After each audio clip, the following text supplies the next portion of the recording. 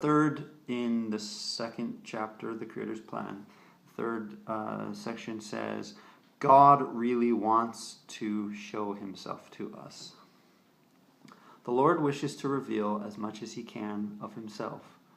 He heightens our curiosity and inspires us to look further.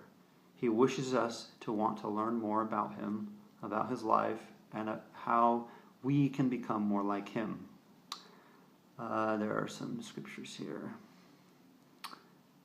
Every soul who forsaketh his sins, and cometh unto me, and calleth on my name, and obeyeth my voice, and keepeth my commandments, shall see my face, and know that I am.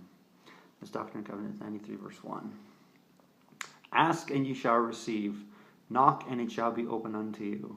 That's Doctrine and Covenants 4, verse 7. And then this next one is Ether 3, verses 6 through 9. And it came to pass that the Lord stretched forth his hand and touched the stones one by one with his finger. And the veil was taken from off the eyes of the brother of Jared, and he saw the finger of the Lord, and it was as the finger of a man, like unto flesh and blood. And the brother of Jared fell down before the Lord, for he was struck with fear. And the Lord saw that the brother of Jared had fallen to the earth. And the Lord said unto him, Arise, why hast thou fallen? And he saith unto the Lord, I saw the finger of the Lord, and I feared lest he should smite me, for I knew not that the Lord had flesh and blood. And the Lord said unto him, Because of thy faith thou hast seen that I shall take upon me flesh and blood, and never has man come before me with such exceeding faith as thou hast. For were it not so, ye could not have seen my finger. That scripture comes from the Book of Mormon, the first book of scripture that came through Joseph Smith.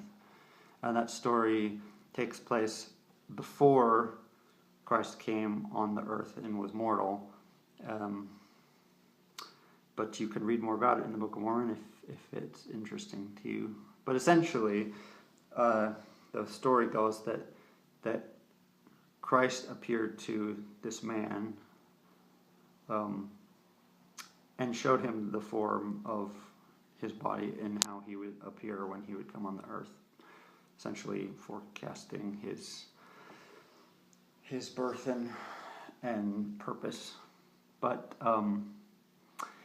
what I'm getting at here is that God doesn't keep himself from us because he's an elitist. He keeps himself from us because we're not prepared to be able to understand and grasp the meaning. But he tells us, as I said earlier, ask and ye shall receive, knock and it shall be opened unto you. That's not just in the Doctrine and Covenants, that Latter-day Saint scripture. That's all over. That's speaking of God repeating himself. That scripture is all over. It's in the New Testament. So yeah, ask and ye shall receive. And apparently this guy seemed to not even really ask, but obviously he had faith because it wouldn't have happened otherwise.